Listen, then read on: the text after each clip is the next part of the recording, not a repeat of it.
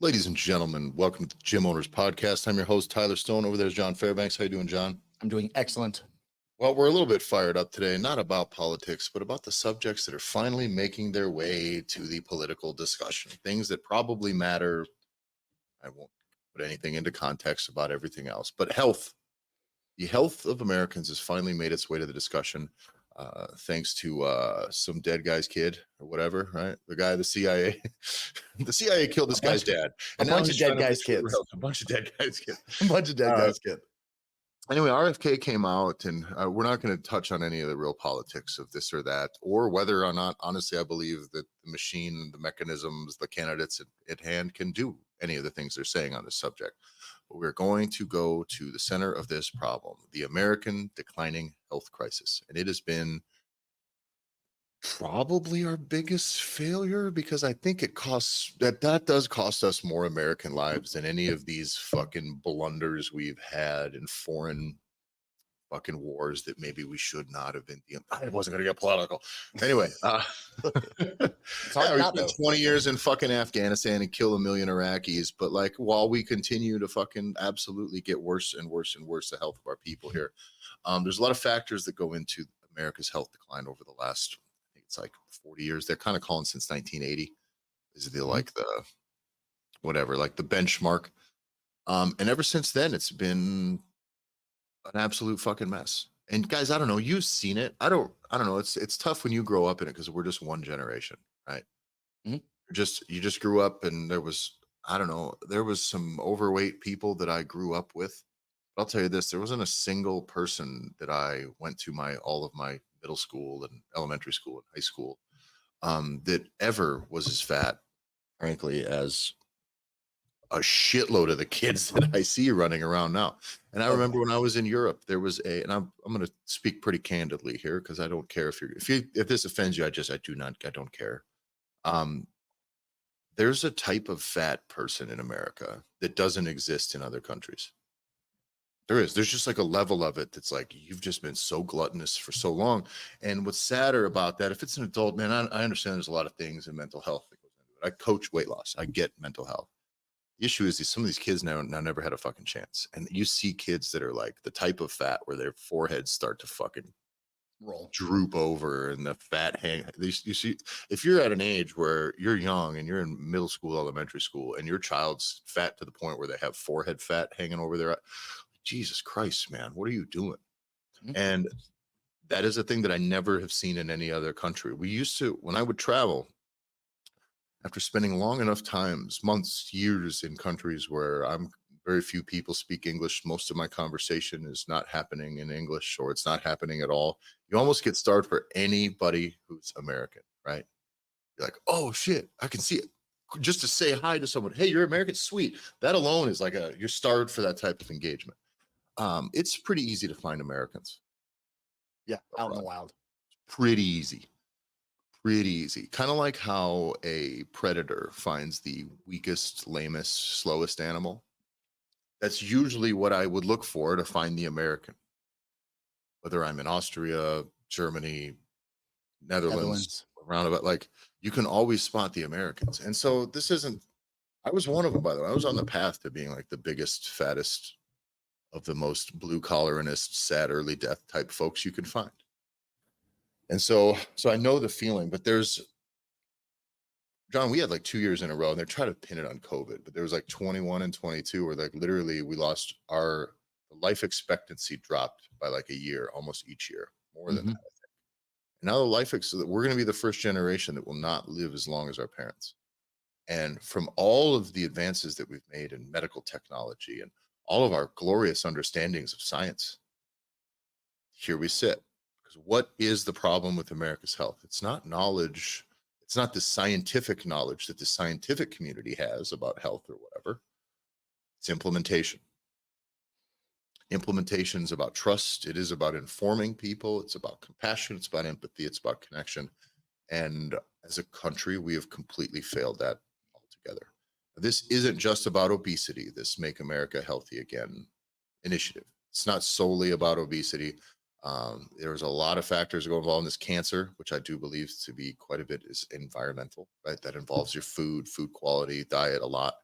Um, there's also diabetes, which I think is connected to obesity, obviously. Mhm. And then there is, of course, drug addiction. The opiate crisis, like that's a huge factor. There's tons and tons and tons of drug deaths. Um, but there is still a place where I think health and fitness and diet and all of that stuff protects us as a society against every one of those. You know what I mean? Like if we were all dying in car accidents and that's the reason, I'd be like, okay, well, I guess we got to talk to fucking General Motors about this. Right. But like, do you see a lot of people that exercise regularly, that are in good shape, that take good care of themselves and eat well, that then just like fucking start doing heroin? And then, you know what I mean? Like, I just think that in general, I think that overall health and wellness starts to protect us against even those other things, those other behaviors. So I think that for you as a fitness professional, this is your mission. In my opinion, I don't know, like, because even if what you're doing is, we got coaches that do youth sports, we have coaches that do CrossFit or gyms that do both of those things. We have Mhm. gyms that do all open gym stuff, but all of them, each of them, you're trying to bring health, fitness, wellness into somebody's world. Why? Because it takes up space where other stuff normally would be. You know, one of the things that keeps me from day drinking a lot, John, What's I'm that? a day drinker. I'm a happy hour kind of guy. It's on my agenda tonight, by the way. Mhm. Is that I have jujitsu in the evenings that I have to do. Yeah. I have coaching. So I got a coach. Yep. Sometimes you Yep. get like, so the having things to do, boy, does it sure keep me out of the bars. I don't know what to say. Or at the very least, not till after. And I'm not a late night guy. I'm not going out to the bar after. I'm not fighting people till 7:30 and then showering and then going out. I'm not that kind of guy. But during COVID, there was a lot of fuck it, it's almost noon type days. You know what I'm saying? Yeah, almost noon in the UK. Yeah. So I just think that I am happy to see this initiative. I do believe that what the political side of this is actually an environmental play. Does that kind of the interpretation that you got that this really is about food quality and farming and water quality and environment? I feel like this is more an environmental initiative, which is fine. Start with stop poisoning us. First thing to do to make us healthy. Let's not actively be poisoning our population. Step one. But we now, as fitness professionals, you need to like, don't you dare let the government now decide that they're going to take care of your people. Don't expect the government to make your community healthier. I would hope that the government would stop poisoning our people with allowing these companies to make dog shit food products and really fucking up how we educate kids and families about nutrition and diet. I think that's a great step. But for you as coaches, fitness professionals, don't go, oh, sweet. The guy with the fucking weird voice and the fucking guy who I don't know why he keeps that haircut. Well, these two guys are going to take care of it. We're not going to do that.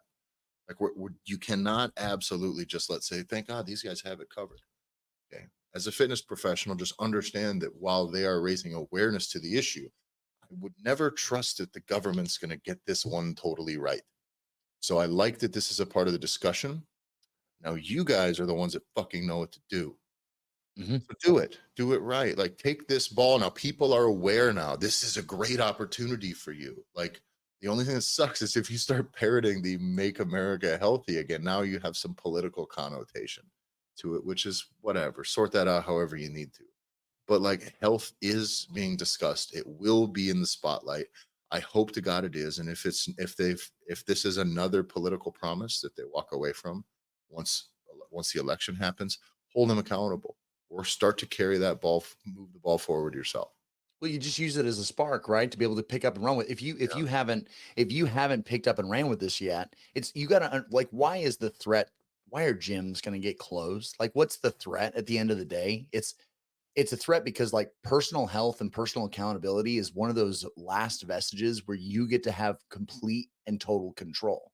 Mhm. And this is one of those things where it's immediately can get political because it's my body, my choice. Just depends on what side of the aisle we're talking about, what topic we're talking about, of whether it's okay or not. Yeah. But at the same time, it's you get to decide.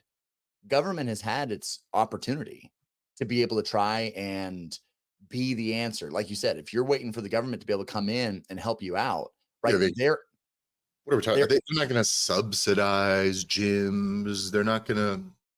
Are they going to subsidize gym memberships for low income families? Maybe, I don't know. But like that's not what we're talking about here. We're talking about now the fire has been lit. Now fucking start burning shit to the ground here. Let's go. Like it's time. Start light up the place that you're light up your community now. It's time to go. and it comes down to if you if you scapegoat the government, which at the end of the day, right, it's we are a unique group of people in the states where we just freely accept the fact that our government is allowing like we're freely allowing them to poison the food, Yeah. right? And definitely that's something you get more enlightened to when you do leave and you do have the opportunity to engage with food, quote unquote, that's not in the states.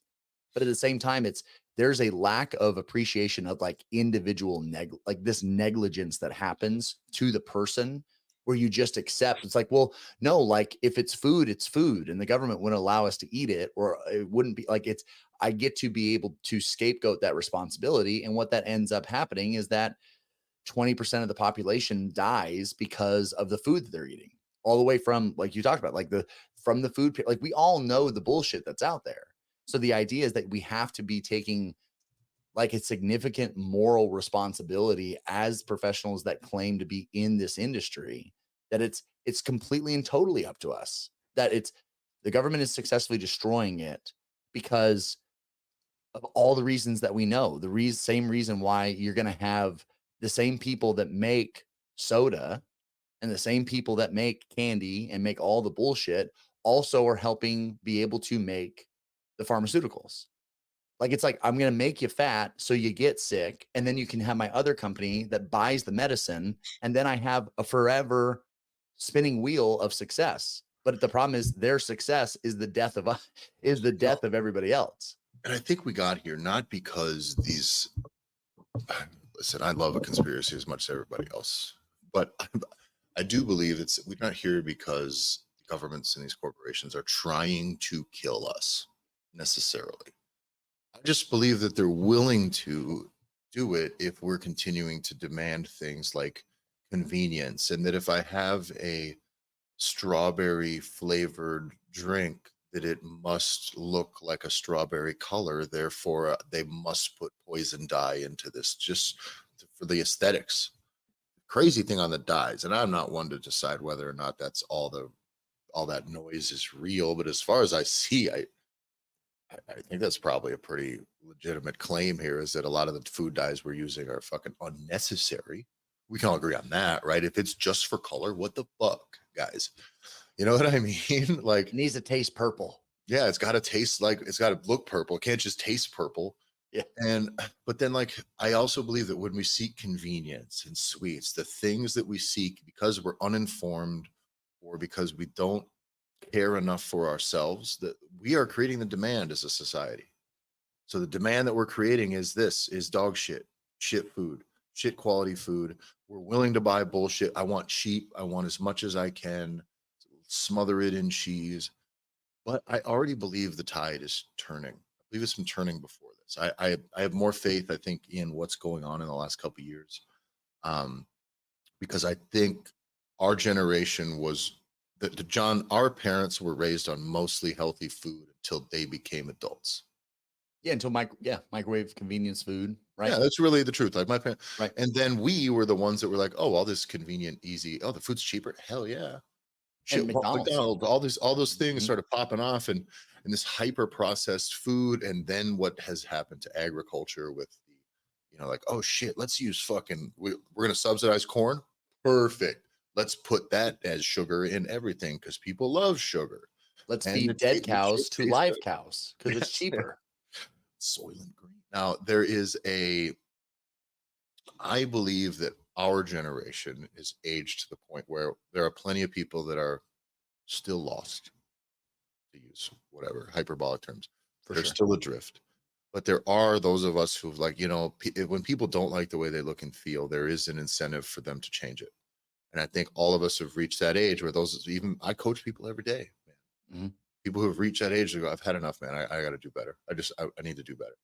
And that, now that we are the ones with the money, at least in our households, Right. but now our children are subject to a bit of a higher standard maybe than we were held to as far as nutrition when we were kids. You said maybe. There's no fucking chance that Yeah. it's infinitely better. You got to realize that I Our was like, children, though, John, not oh all. yeah, no, this is Our true. children, But yeah. and for those of you that are listening, it should be your fucking kids too. Like Yeah. we're all in this, right? Like we collectively all agree that the food and health system is completely corrupt and fucked up. And so this is the next question. I think probably takes us to where this is the point of the episode to talk about, which is the idea of like, then what the fuck are we going to do about it? And if you're not like, you need to be doing it, and we should be doing it, because the reality is I was raised as a double Big Mac meal kid. Mhm. It was, my son's not full with a single Big Mac meal, so we're going to get 2 Big Mac meals. And that was that's totally fine. That's normal for small John, who was 12 years old, 185 pounds, and 65% body fat. Yeah. Like that was that was me. That was who I was. And but it came from then watching my dad. Like I'm the same age as my dad is. The same age I am now is the age in which I fully was aware of how old my dad was when I was a kid. Like you're not really aware of like how old your parents are. Yeah. And you're kind of like, oh, my dad's 36. Like, fuck, I'm 36 now. So I was that age. And I remember being like, dad was terribly out of shape, was always throwing his back out, like was always fucked up, could barely play like 9 rounds of golf Makes you because think that 36 is like 105, right? oh yeah, you're just like, oh, like he can't even get off the couch. Like he's got like dad can't even raise his hand above his head to throw the ball anymore because he throws his neck out. Like that was what was normal. And I remember like for us, and all of us had to make this decision, right? Tyler, you talk about it of like you were the most blue collaredness, most dying earliest kind of a person, but there's something that causes us to pivot. And I pivoted. Like I was like, I'm not that. That right there, I'm not going to be that. 2 very hefty parents my whole life and always was. I'm like, I know what I'm not going to be. I don't know how I'm going to get there, but it's not going to be that. So we've all pivoted. So we know the shit's fucked up. But the most important question and the real question when we look in the mirror is like, then what are we doing about it? We're talking truly health. Yeah. This is why also I believe the demand is for health. Obviously, great bodies, exercise, fitness is the deal, but health, that is all a component of overall health. Now, that is why we dig in so much on nutrition, because those other things don't work without it. Weight loss doesn't really work without it. Getting in good shape doesn't really, it's everything's made better with nutrition and diet. So if you're tired of me telling you to start fucking helping people with their food, start teaching. This doesn't mean open classes or do seminars. The world doesn't need more fucking know-it-all gurus. They need more people to sit in front of somebody and go, hey man, here's what you're eating, here's what you should be eating. Let's get you through. Let's go. Let's just start working on this. Okay, we have to. This just has to change. And that's the hardest thing when I coach people. It's like, oh, I can just eat a little bit like this or a little bit like this and I'll lose weight. I was like, no. Like everything has to change. And everything kind of has to change forever. There can be some things that come in every once in a while that are shit quality foods, but like you need to get in knowing that everything that you're eating right now is probably fucking bad. And that you like, and for an overweight person, everything you're eating needs to be really pretty well assessed. We need to sit down and assess where this fits in with your long-term goals. And if this is a thing that can be in your life at all, can you really rein it in, you know? And that's why that's if you're coaching people and people are expecting weight loss or expecting to get healthier, eating better is probably the centerpiece of that. Moving more, getting stronger, developing more cardiovascular capacity. That's also the part of it. Other than that's as far into health I care to go as a fitness professional, most likely.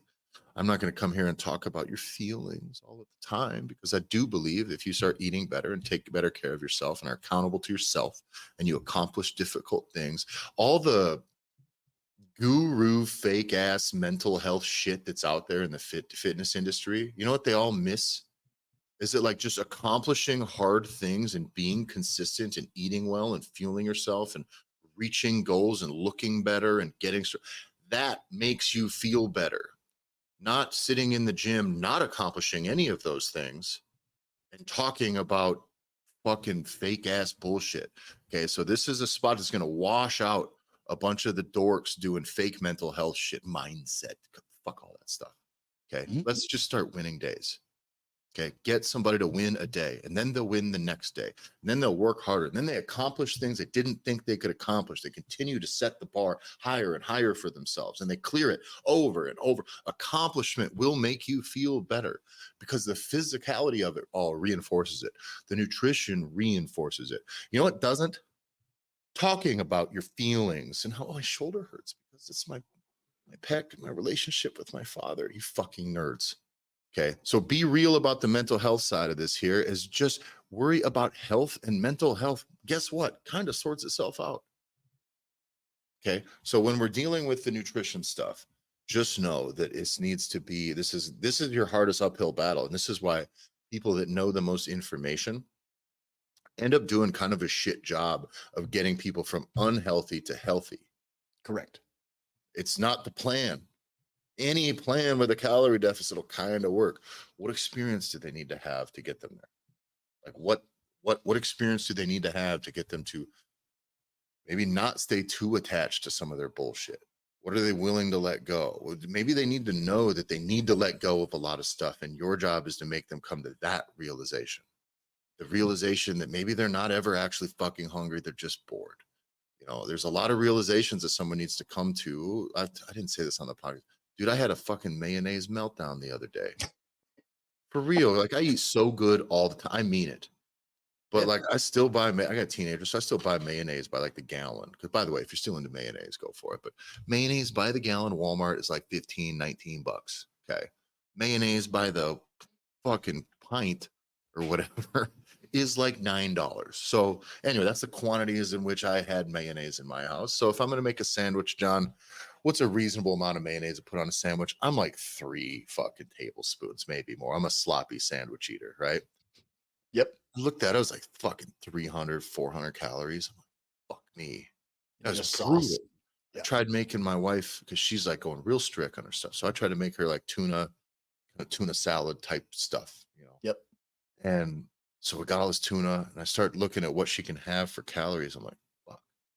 So I put in what mayonnaise would allow that. And I realized, and that alone was like, for her serving was still like almost 300. It was almost the same amount of calories as the tuna. And it was not enough to add any good creaminess, richness to the tuna. Okay. Meaning of all the me being strict for all these years and all the things I've eliminated, I don't do bacon. I don't almost never fuck with cheese. There's just a lot of stuff where the risk, not the risk, the calorie cost, it's not worth the joy. I'm not adding 2 slices of cheese to get 350 extra fucking calories on this meal. What the fuck? 2 slices of boring ass cheese. So, but I look at this and I'm like, fuck, I had to go, all right, I can't really do mayonnaise more. Like and a person who is extremely unhealthy and is eating absolute shit, they need to have that realization 1,000 times about 1,000 different things. Well, just think about all the realizations that you had. Yeah. And yet mayonnaise and all of its glory was still fucking lingering out there. Still and think there. about how low, like the Never lowest give up on ketchup, by the way. You got to have something in life that you like. But it's the lowest hanging fruit, right? And how much lower fruit is there until someone gets all the way to where it's like, and this is also part of the problem, where you start getting somebody that wants to be able to start taking their health more serious. And someone's like, well, you know how like unhealthy salad dressing is. You need to start making your own salad dressing. So now like they go way out there, right? So now so much work. It's like, this is impossible. I can't maintain this. Yeah. Whereas the solution is really like, hey, like maybe do like I do. Like I don't eat fucking salad that much. It's just not that good, and it's not that good without dressing. So move on. You know? Do a piece that I think so. I am willing to say that 100% of the gyms and coaches that we've worked with that are not related to us, that when we first introduce any type of nutrition conversation and about selling it, we are always met with the same answer 100% of the time, which is I can't sell nutrition and people don't buy it.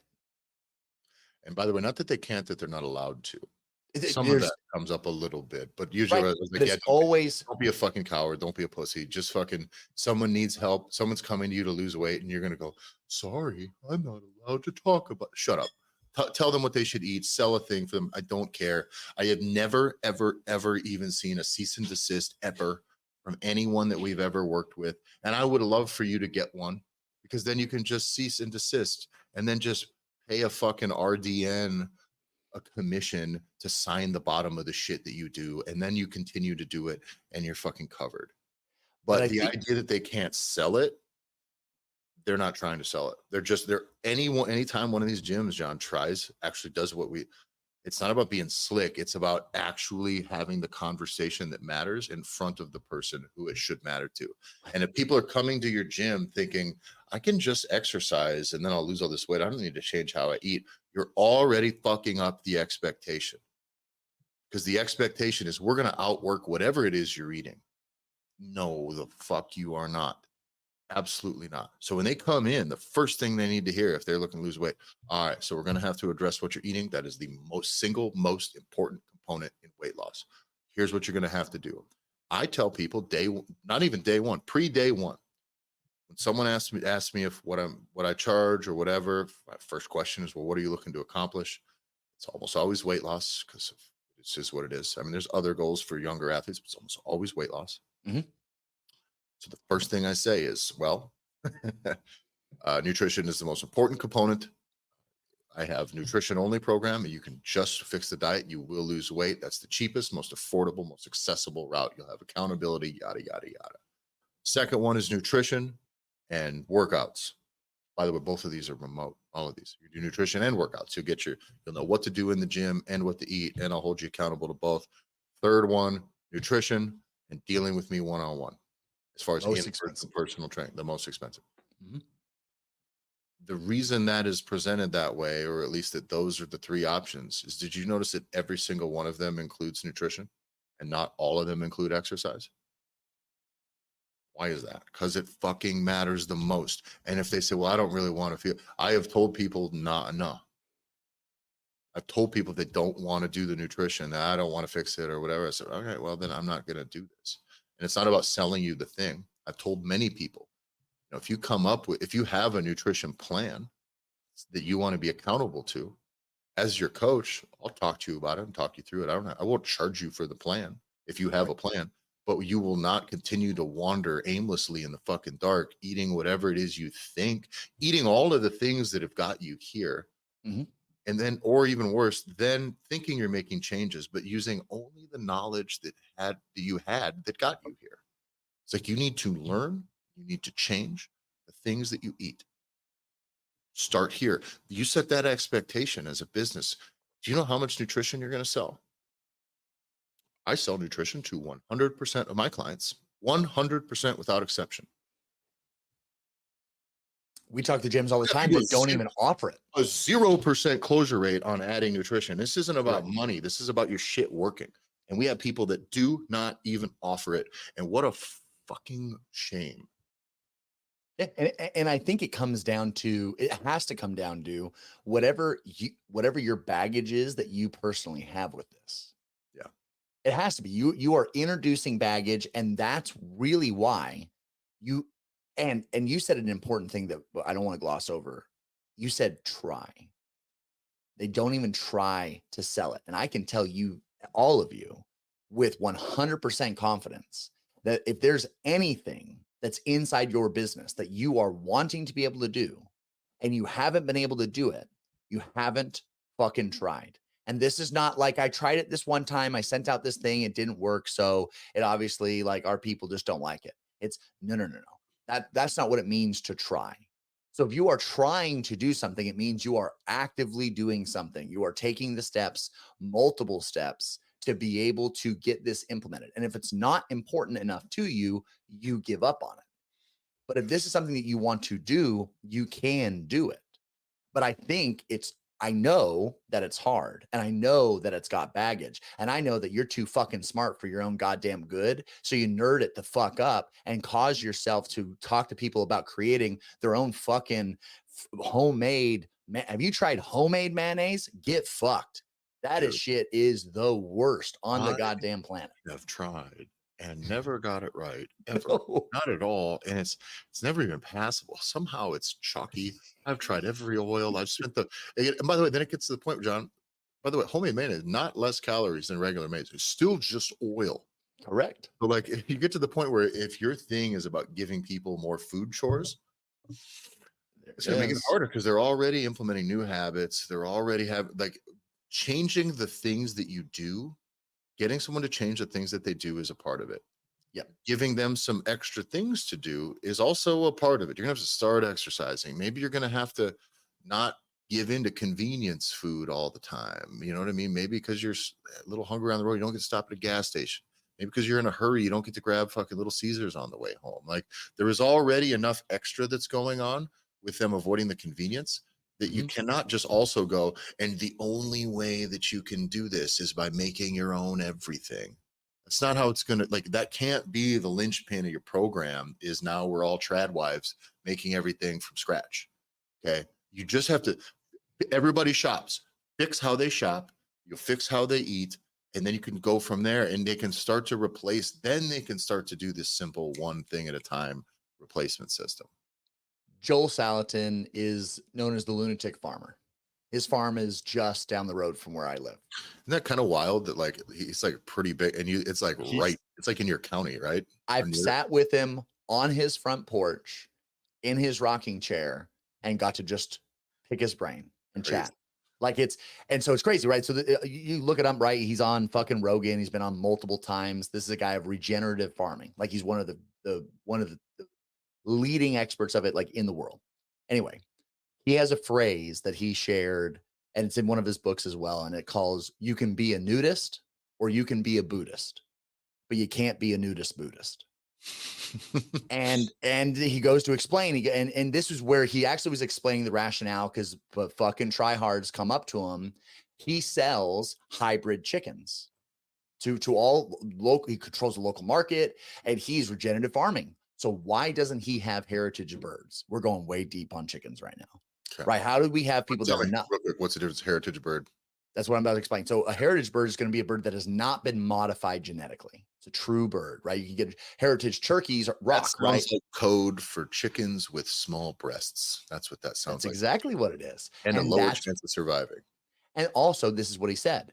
When they first started their farm, you're talking people that do hundreds of thousands of heads of chicken per year on top of cattle. Like these are not, this is not a fucking vegetable farm. This is a meat farm that they run, a polyface farm. The reason why he explained that you can't be a nudist and you can't be a Buddhist together, right? You can't be a nudist Buddhist, because he goes, they tried to sell true heritage, non-genetically modified birds. No one wanted those birds.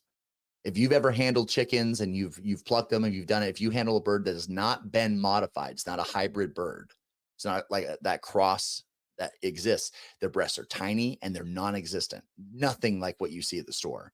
And they had to make a decision as a company that is, they are only going to raise for the meat birds. Their egg birds are different, but their meat birds are always going to be these hideous fucking looking birds that only, their life only exists to be alive for 8 to 9 weeks. And then you're going to kill them because it's a kill of passion and support and love for that bird, because it cannot afford to live another day longer, because it lives breasts into the ground and it can't move around.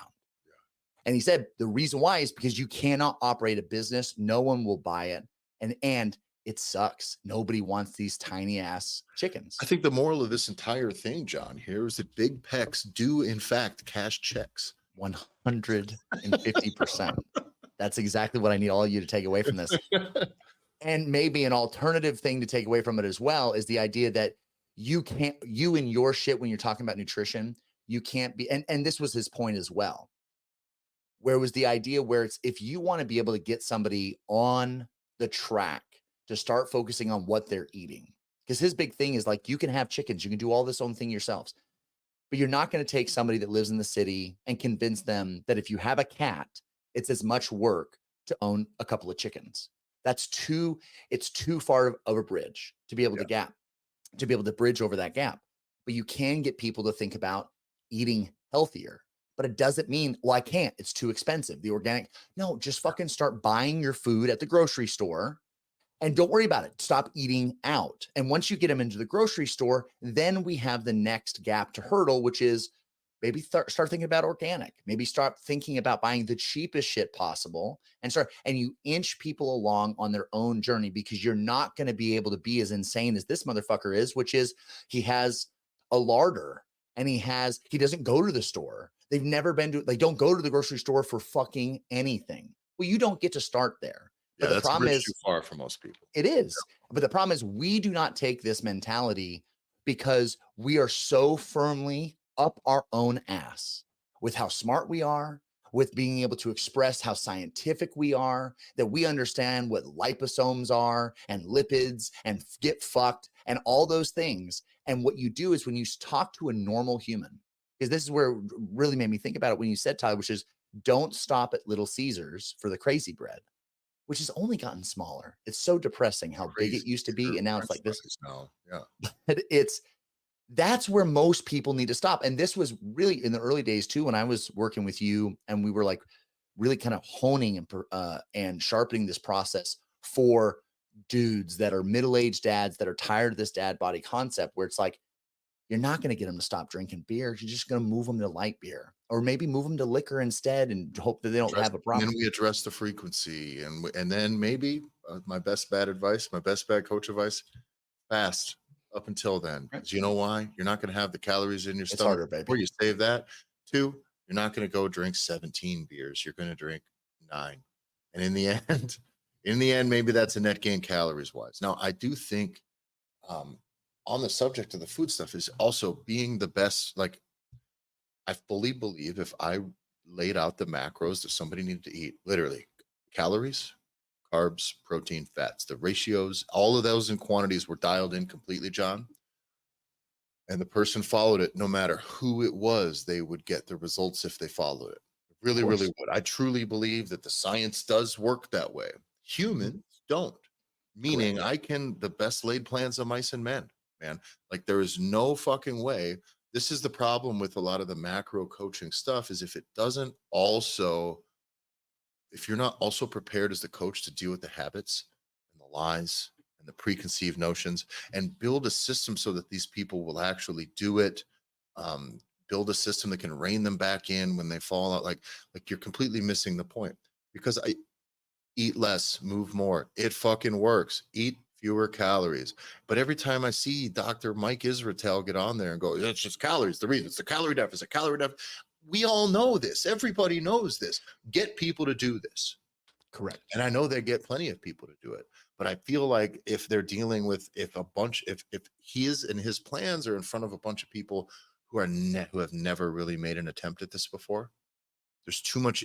I believe the behavioral fall off for programs like that. It's just simply, here's this. There's no real behavioral conversation. There's no, here's what you might think about doing here. Don't.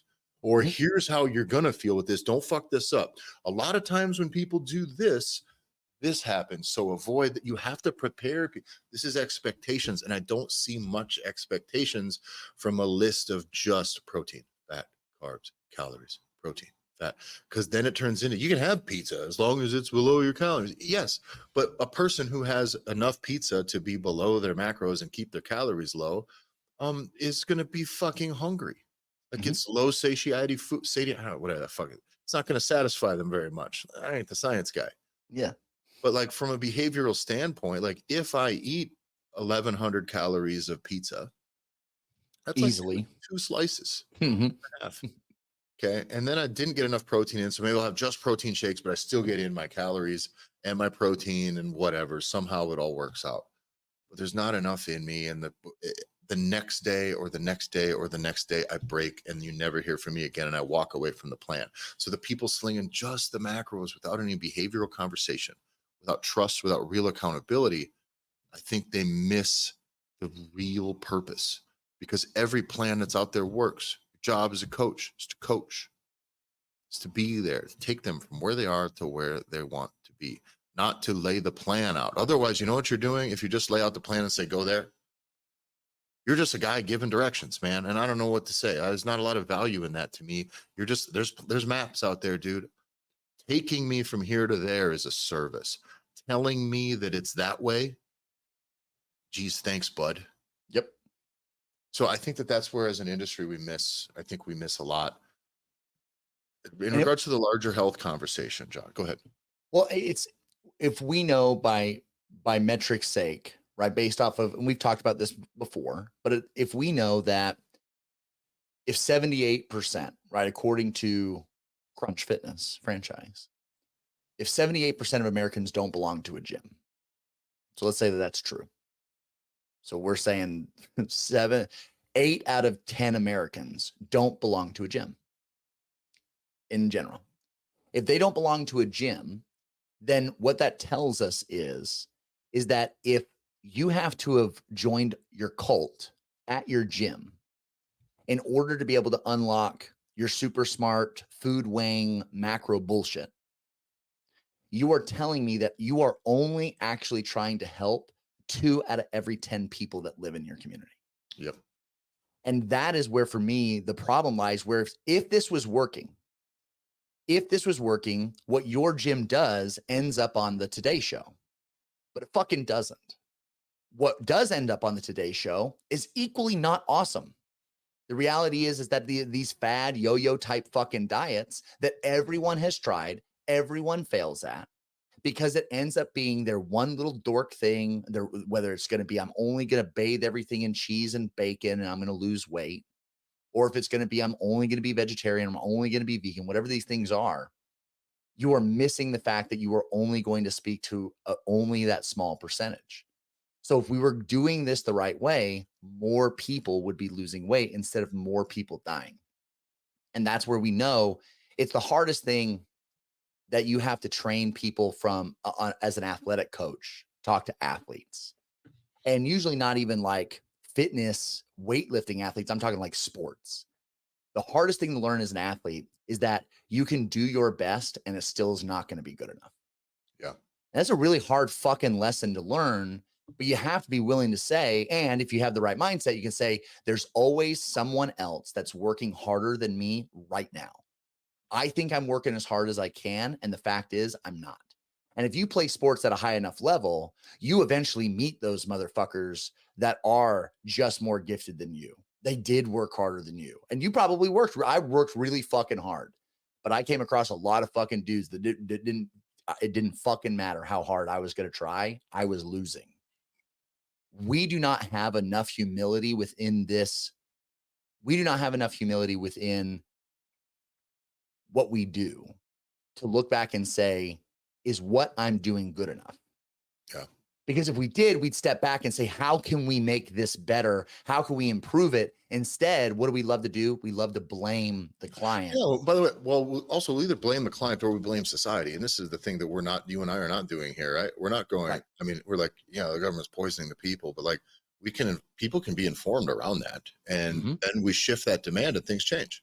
Correct. Literally, there is an awakening that we talked about generationally now. Our generation was raised with zero focus on food. And what we didn't have with our generation, John, was raised with zero focus on quality food and quantities and diet so that we're able to make sure that we're healthy. Healthy food was not really a part of the equation for us. Our parents had healthy food in front of them and they didn't need the information. The food was healthy. It just is what it is. It was good quality food for the most part until later in life. But we got the poison food. It was cheap and accessible and easy and fucking delicious and addictive. So we were kind of losing as the food quality became shitty. We were the ones that didn't have any information and now had this wealth of very easy, shitty food to eat, right? So it's all in front of us.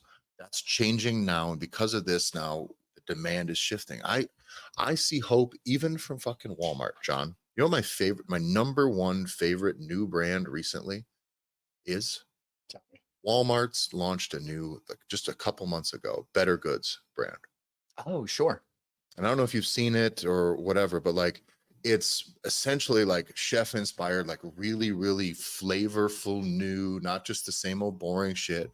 But I don't know that low calorie is necessarily the thing that they're hunting for, right? But everything's pretty affordable and everything actually is flavorful. Now, inherently, then a lot of it is like pretty low calorie stuff. So they go based on like, so my thing that I found this brand with was their like keto burger buns because I eat a shitload of hamburger buns. I eat a shitload of hamburgers, and I've Right. oftentimes having to use them on like the little miniature high fiber tortillas, which is not Yep. as satisfying. It doesn't have the filling. It's not as good. Or you're just having them on regular buns that are 150 to 180 calories a piece. Well, I eat fucking 4 to 5 burgers at a time if I'm eating one meal a day. Like I'm eating, right? Because I got to get almost 2 pounds of meat in at night, 1.5 pounds to 2 pounds in.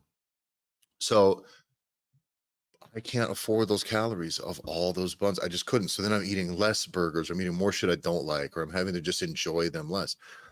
These buns, keto buns that they have, are just really high in insoluble fibers, which now these buns are not biscuit hard like some of the old, you know what Yeah. I mean, like low calorie buns were. They have the texture, they feel great, they taste fucking good, and they're 50 calories each. Like that fucking rules. So, and now because they're all of the stuff that's in this brand is plant-based, which is I'm mostly indifferent to. You know what I mean? I think it's probably better than if it's fucking like oil or whatever. I don't fucking know. But I mean like Corn syrup. corn syrup, but I don't know. Corn syrup's probably plant-based as well. You know what I'm saying? But they have one of the main things that they have actually is they have one of the pillars of this brand, the Better Goods brand at Walmart. Never thought I'd be saying this. I love this Walmart brand. Is it's made without. One of the Yeah. pillars is made without. So not every product is made without all of these things, but very often each product very specifically addresses the things that they're made without that normally would be in other things. So they have gluten free, lots of stuff's made with zero artificial flavors, colorings, zero added sugars. While being made without them, they don't lack the flavor or texture. Like they have a sweet cream dairy creamer. It's only 4 ingredients, no antibiotics. They have gluten free, antibiotic free, all white meat chicken nuggets. They got carnitas. They have seasonings that fucking rule. So now, if Walmart is already there, But why are Walmart they? can do just fine selling Correct. fucking shit to Yep. shitty people who want to buy shitty things. Okay, they're Mhm. already here because the demand is there. Correct. Walmart is not in the interest of creating demand. I don't think people understand this. Walmart does not create demand at all. They will sell whatever they can sell. Who was the guy? What was the Jesse James guy? Was that he was an Orange County Chopper? He was the other Yeah. one. Was he Orange County I Choppers? thought he was counter choppers. I Yeah. thought Orange County Choppers were the big father-son joint that were fighting each other. I'll look it up. Can we find out? I don't think it's terribly relevant, but anyway, this guy, you guys remember Jesse James had the reality show. I think he was married and then divorced to Sandra Bullock at one point. Yeah. I'm gonna Yeah. get into the deep stuff here. West Coast choppers. West Coast Choppers. When Orange County Choppers, any chopper show was fucking on TLC or Discovery and was getting popular, did you know that Jesse James made like tens to $50 million off of just selling T-shirts at Walmart? He didn't even have a clue really about. He kind of like set up a deal, like okay, and then they just started moving units, and these deals just started producing checks on checks on checks. Well, Walmart didn't create the fucking that weird chopper reality TV era. They Right. just go, all right, people like this thing. Let's sell 50 million shirts this year. You want this? We'll put them on. They're only in response to a demand. So this is, I think, a really good sign that people want things that there's already such a demand for things that are healthy, and people were not tolerating the healthy stuff that tasted like shit and had poor texture and made them shit their brains out, right? Mhm. So things are moving the right direction for you guys now. What do you, John? Let's just like real quick before we wrap up. What do gym owners, coaches, fitness professionals, what can we do to be a part of this Make America Healthy Again? Not the initiative, because I'm sure it's going to get all political and convoluted and be about next thing we know, there's going to be some sort of like car emissions laws and shit coming on that are attached to this. And it's going to turn into we don't abuse our grandma's law is what this is going to be passed, and there's going to be a bunch of bloat on it. So don't get attached to the fucking thing that's being branded politically. But this need to actually make America healthy, to help yourself and your community, where can you start? You start in your community with your existing clients. From there, you branch out to the people around you in your community. You use testimonials, referrals, you get your existing clients' results. You start to talk about nutrition. You start to talk about actually things that'll get people health again, not your equipment, not repping big ass squats, bro. Like, what is going to get people who need to get healthier into your gym, and how can you help them? This is where it starts. So start with the way you market to your people, offer nutrition coaching if you're not doing it. Okay. Mm-hmm. The best way for you to participate and help in making America healthy is to make the people around you healthier. Do whatever it is that you can. And that doesn't mean do it for free. Matter of fact, the best way for you to get more people is for you to be making, John, do you know how many people right now I'm interested in, like, is 1,000 pounds is my goal for this year, right? Right. Well, if it would pay me $20 million, I would set that goal to 10,000 pounds, right? You know what I'm saying? I would have more of an impact. If I made $20 million, I'd try harder. Maybe I wouldn't try at all. I don't know. Maybe I'm missing this whole concept, but I do believe that you also need to make sure that you're making money doing this, because if you're not going to be able to carry this water for long enough. Okay. You can't carry the financial burden and live in hardship while just really helping people. Because at some point you're going to burn out. At some point, your wife's going to go, hey, you need to go get a real job. Okay. That's not the case here. Okay. You absolutely have the ability, because the demand is there. I'm telling you, it's there. There's money to be made. Strap up your nutrition coaching program. If you don't have one, start selling one right now and figure it the fuck out. Start helping people lose weight. Hold yourself accountable to the success rate of your clients. Hold your clients accountable to their own success. Rinse, repeat. Off you go. And if you don't know where to start, we've done enough episodes where we've laid out exactly how you can. We've given you all the principles, all the everything that you can take and piggyback and steal any of the concepts that we've kind of given out there. Because the whole goal for us is that the same way for us as individuals want to be able to help clients lose 1,000 pounds this year as individual trainers and coaches, we want to be able to have an impact that grows even larger, to where if we impact you all as gym owners and as fitness professionals, and then you make impact to the people that are in your communities, you have a massive wave. Because this only works. Make America healthy again is not something that gets to happen from the top down. It will not happen. It will not work. It'll get fucked up. That's why the political stuff fucking lose it. It only happens grassroots, because here's what's real. What's going to work for you, Tyler, in the Dakota territories, and what's going to work for me in the South is going to be different for you fucks that live in California, or for God forbid you live in Canada. And the needs are different. The demand is different. The culture, the way you need to approach this is different. And you're going to be in a place where you may have different types of people. I can settle into a pocket and start basically just carving weight off of big people here. It'll go pretty good. You live in the San Diego area. You're like, well, there's so many fit people. Okay. Find the ones that aren't, or help the fit people get fitter, like actually get fitter. Whatever it is, there is a role that you can play and that you should play. If you care. If you don't care, I don't, whatever. Listen to the wrong show. I keep addressing that. Like, if this doesn't matter to you, I have no idea why you're still listening. That's all.